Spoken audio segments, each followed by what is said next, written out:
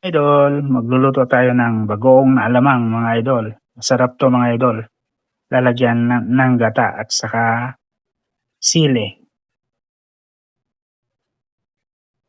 Heto idol, hinugasan namin yung alamang. Hinugasan ng mabuti para malinis siya. O yan, yung bagoong na alamang.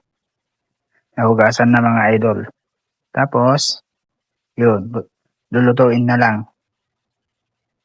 O, lalagyan natin ng mga idol, karne ng baboy. Konting karne ng baboy, tapos igigisa. Lagyan ng mamaya. Gata at saka sili. Masarap na ulam to mga idol or sausawan ng mangga kung may mangga kayo mga idol. Masarap. Masarap to. Kahit ulam pwede din mga idol kung gusto nyo. At heto mamaya papakita natin yung finished product ng mga idol.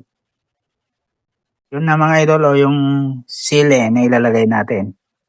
Ang tawag namin dito sa siling ito ay sairo.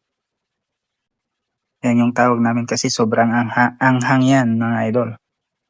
Maliliit pero pag tumama ay nako. Yan mga idol. Ihahalo natin yan. Yan mga idol, ilalagay na yung sili. O yan. Tapos ang gagamitin natin gata. Ito. Coco Mama. Maraming nyug dito pero sinatamad ng magkayod ng nyug. Kaya yan na lang.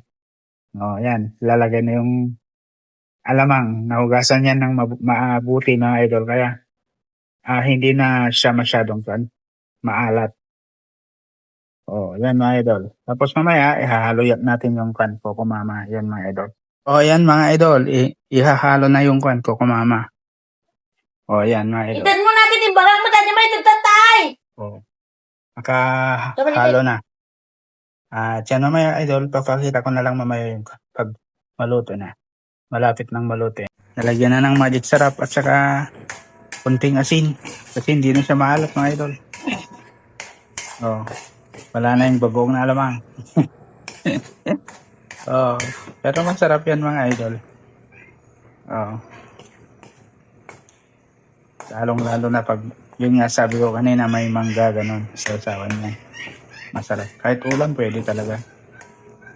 Yan mga idol. Naluto na. Hanggang madry siya. Ayos na yan. Pwede nang tanggalin dyan sa Pwede nating hanguin, mga idol. Hello mga idol. Ito, luto na Andun na yung taba niya Yummy, yummy, yummy. Sige mga idol. Bye-bye.